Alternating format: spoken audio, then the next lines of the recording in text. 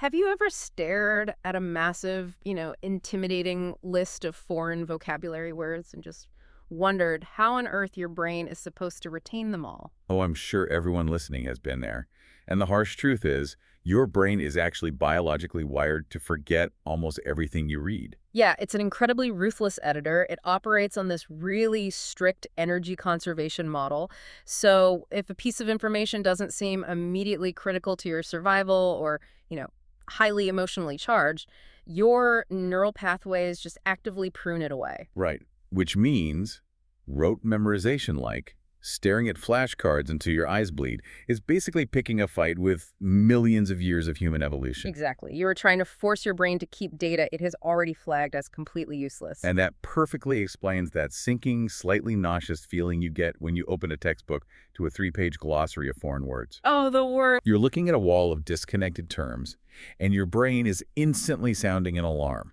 It treats that raw data as cognitive noise and just goes into defense mode to protect your mental bandwidth.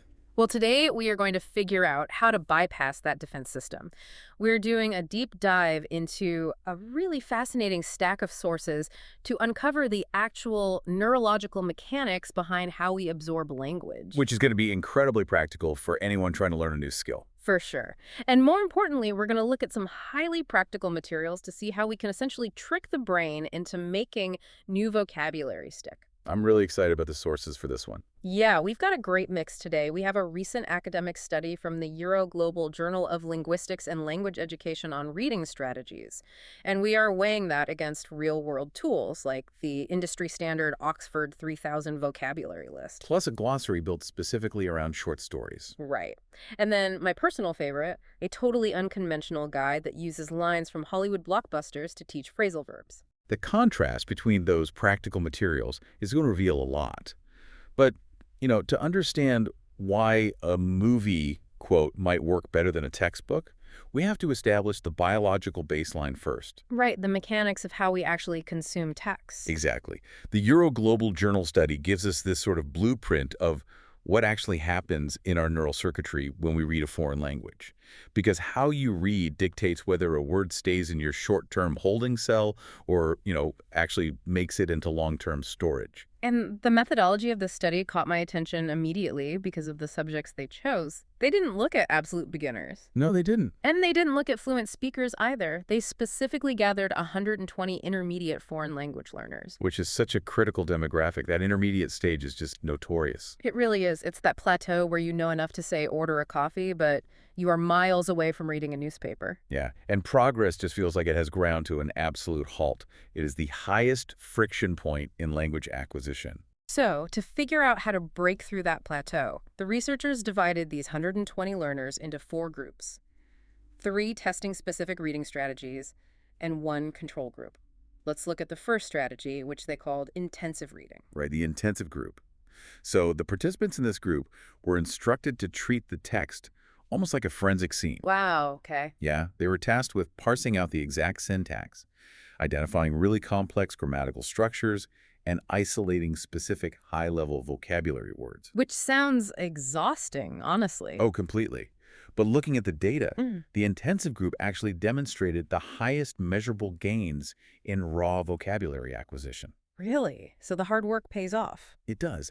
Mm. If we think about what's happening neurologically there, when you stop to dissect a sentence and translate a specific unknown word, you are forcing a massive spike in cognitive load. Ah, so your brain recognizes the effort you're putting in. Exactly. It flags that specific word as high value, which prompts the creation of new synaptic connections. That forced engagement is what builds the neural pathway. Okay, but then the researchers contrasted this with the extensive reading group, right? And their instructions were the polar opposite. Literally the opposite, yeah. They were told to read for volume and overall meaning. So if they hit a word they didn't know, They were instructed not to stop. Do not look it up. Just push through and rely on context clues. I would assume that means their specific vocabulary acquisition was way lower than the intensive group. It was. But the researchers noted this group saw massive spikes in overall fluency and comprehension. Oh, interesting. So they were getting better at the actual flow of the language. Exactly. It seems like if intensive reading is like building new synaptic bridges, extensive reading is paving those bridges so the signals can travel faster. That is a highly accurate way to visualize it, actually. So it's pattern recognition. You're myelinating the pathways, coding the neurons so the processing speed increases. So extensive reading is like going for a long, scenic jog to build overall stamina, while intensive reading is doing heavy weightlifting to target specific vocabulary muscles. Precisely. Intensive reading gives you the raw materials, the specific components. Extensive reading gives you the structural intuition of how those components fit together at speed. I can definitely see how you need both. But if I think about trying to apply this, say, on a Tuesday night after work, there is a huge problem here. The burnout factor. Yeah. If I try to read a Spanish novel intensively, stopping every third sentence to analyze a verb conjugation or, consult a dictionary, the cognitive load is going to burn me out in 10 minutes. Oh, absolutely. I'll lose the plot, I'll get frustrated, and I'll probably just close the book and turn on the TV. Isn't it exhausting to always read intensively? Relying solely on that high-friction method just seems mathematically unsustainable for a normal person's motivation. And the researchers clearly anticipated that exact problem. Which brings us to the third experimental group in the study, interactive reading. Okay, how did that work? Well, this group didn't just read in isolation. They discussed the material, they debated interpretations, and they solved comprehension problems collaboratively. So they injected a social element into it. Yes, They exactly. basically weaponized dopamine. That's a great way to put it. By moving the reading experience out of a silo and into a social dynamic, they triggered the brain's reward system. Oh, wow. The data showed this group maintained incredibly high levels of intrinsic motivation. The social accountability and the dopamine hit of solving a linguistic puzzle with a peer just kept them coming back. So what does this mean for the everyday learner? Well, the ultimate conclusion of the study wasn't that one single strategy reigned supreme. It's that integrating multiple reading strategies is the key to a comprehensive approach. Relying on just a single cognitive approach practically guarantees a plateau. It's cognitive cross-training. Yes. You need the extensive reading to build that intuitive rhythm and actually enjoy the language. Then you have to strategically deploy intensive reading when a new word is absolutely critical to understanding the text.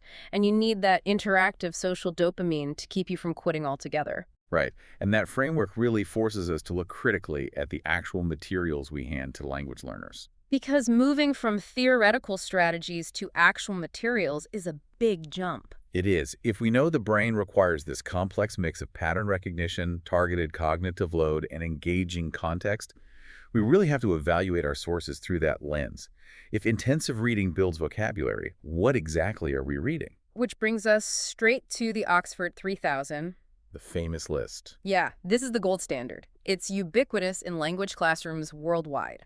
It's a compilation of the 3,000 most frequently used words in the English language. And from a purely statistical standpoint, it's brilliant. If you know these words, you can navigate, like 90% of everyday situations. Exactly. But looking at the source document itself, it's literally just a wall of disconnected words. It is deeply flawed when you consider the neuroscience we just discussed. Because it's a completely sterile environment. You are looking at these dry alphabetical lists like opportunity, organize, original, ourselves, outside, oven, own. It strips away the very thing the brain relies on to encode memory. Context. Exactly, context. We're essentially asking our brains to build semantic memory, which is the recall of raw facts and data, without any episodic memory to anchor it to. An episodic memory is your recall of events, spatial awareness, and sensory details, right? Yes. So if I just try to memorize the word oven, my brain has nothing to latch onto. It's just letters on a white page. It does no heavy lifting for your memory retention. None at all. The hippocampus, which is deeply involved in forming new memories, it thrives on sensory and spatial input. When you remove that input, you are forcing the brain to work incredibly hard to store arbitrary data. Which is exactly why our next source, the Glossary for Short Stories in English for Beginners, represents such a massive cognitive leap forward, even though technically it's a much simpler tool. The difference really is profound. In the short story source, the vocabulary isn't floating in a void.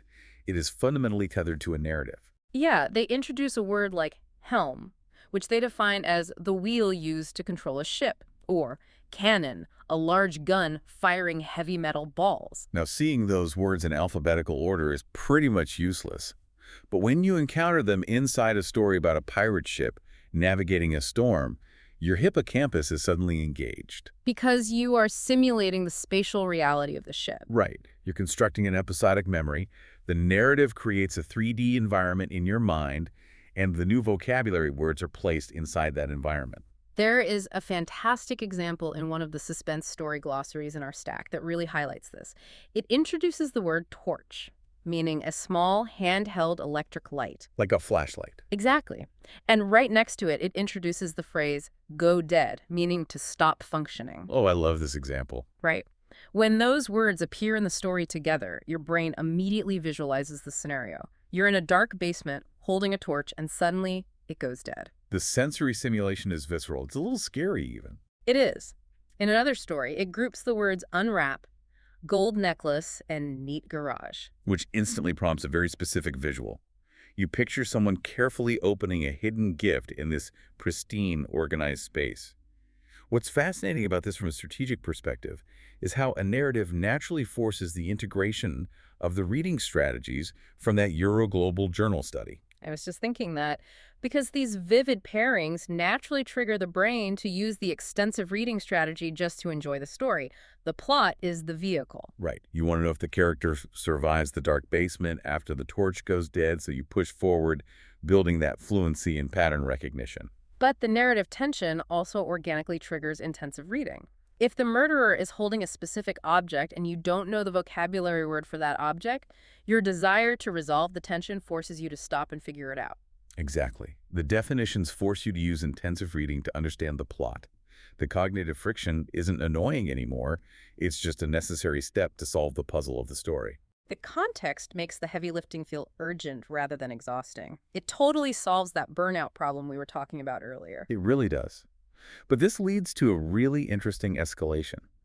If anchoring vocabulary to a fictional episodic memory makes it stickier, what happens when you anchor it to a massive, deeply embedded cultural memory? Ooh, something that already carries pre-existing emotional weight. Exactly. You are talking about bypassing the effort of building a new episodic memory entirely and simply hijacking one that already exists in the learner's brain. And tapping into that high motivation scene in the interactive reading group, Yes. which is exactly what this brilliant guide on Hollywood phrasal verbs does. I was so excited to talk about this one. Because for anyone who has ever studied English, you know phrasal verbs are the absolute hardest part of the language. They are linguistically chaotic. You take a highly generic verb like take or get or put, and you attach a preposition like up, off, or down. And it changes everything. Right. The individual words lack distinct visual anchors, and when combined, their meaning often has absolutely no logical connection to the root words, like put means to place, up means toward the sky, put up with means to tolerate someone's behavior. There's just no way to deduce that. None at all. So staring at a list of phrasal verbs is the ultimate test of right memorization. It's miserable. But this source teaches these chaotic phrases exclusively through direct quotes from blockbuster movies. Let's look at how they teach the phrase bring down, meaning to depress or sadden someone. Okay. They use a pivotal quote from Spider-Man 3. You can't let it bring you down. Notice what happens immediately there. The amygdala, which processes emotion, gets involved. The phrase isn't generic anymore. It's tethered to Peter Parker's specific emotional state in that scene. Your brain just tags the vocabulary word with the emotional resonance of the film. Exactly. The auditory anchors are incredible, too. Let's look at The Dark Knight.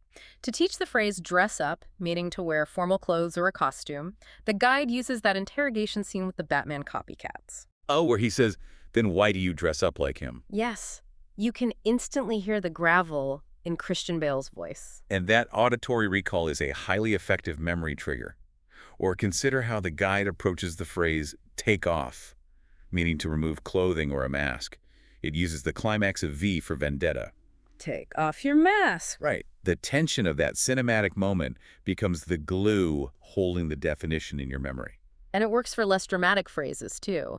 To teach the phrase get up, meaning to rise from bed, they use a quote from Tony Stark in Iron Man. When I get up in the morning and I'm putting on my uniform. You are taking the blandest, most common phrasal verb in existence and injecting it with Robert Downey Jr.'s charisma. It's so smart. And then in The Dark Knight Rises, teaching the business phrasal verb set up, meaning to establish a company, the quote they use is, enterprises set up 14 different defense subsidiaries. Suddenly, dry corporate vocabulary is intrinsically linked to the lore of Wayne Enterprises. The biological advantage here is profound. Yeah. Our brains prioritize information that is emotionally stimulating. And a standard textbook definition is completely emotionally flat. Right. Whereas a cinematic climax is highly stimulating. By pairing the two, you convince your brain that this random piece of grammar is actually vital, highly stimulating information. You aren't just learning a phrase, you are reliving a cinematic moment. And honestly, it acts as a perfect substitute for the interactive reading strategy we talked about earlier. How so? Well, even if you are sitting alone in your room studying, engaging with a familiar movie quote provides this kind of pseudo-social connection. You are participating in a shared cultural dialogue. Oh, I see. Which maintains that dopamine-driven motivation. It's a remarkably sophisticated hack disguised as pop culture trivia. It really is. So, just summarizing the journey we've been on today, we started with the hard science, the biological reality that the brain needs multiple approaches to retain information. Right. The Euroglobal Journal study proved that relying solely on intensive translation causes burnout, while relying solely on extensive skimming causes a plateau. You have to force the brain to build the pathways Yeah. and then pave them. Then we saw how materials that ignore that biology, like the bare, disconnected data of the Oxford 3000 vocabulary list, force the brain to reject the information as noise. Because it completely lacks episodic memory. Exactly. But the moment we wrap words in stories or supply that memory, whether it's the 3D mental simulation of a pirate ship or hijacking our own emotional memories through an epic Batman quote, the friction of language learning almost disappears. We trick the brain into thinking the vocabulary is a matter of narrative survival or emotional importance. It makes the words unforgettable. It completely reframes the concept of studying. It does. And for you listening right now, I really challenge you to consider the friction in your own learning habits. The next time you watch a movie or read an article, ask yourself, what is your neurological strategy here? Yeah, are you just staring at isolated data? Right. Or are you actively trying to build an episodic memory around it? Are you reading extensively for the big picture? Or intensively to zero in on exactly what Batman is saying? Recognizing which mechanism you are using or failing to use is the only way to actually control what your brain decides to keep. That is a vital shift in perspective. You have to work with your brain's evolutionary filters, not against them. And, it leaves me with a final thought regarding the future of how we educate. Oh, where are you going with this? Well, if the science is this conclusive, that deep emotional context, varied strategic reading, and vivid visual and auditory anchors are the absolute optimal ways to encode complex language, how much longer can the traditional textbook actually survive? That's a great question. Right. If looking at a two-column vocabulary list is neurologically equivalent to fighting your own brain, imagine a near future where instead of reading the phrase dress up on a page, you put on a VR headset and are forced to negotiate the meaning of the phrase while standing inside the Batcave. Oh, wow. Immersive pop culture simulations. Exactly. If context really is king, the future of learning isn't going to be about studying the material. It's going to be about stepping inside of it.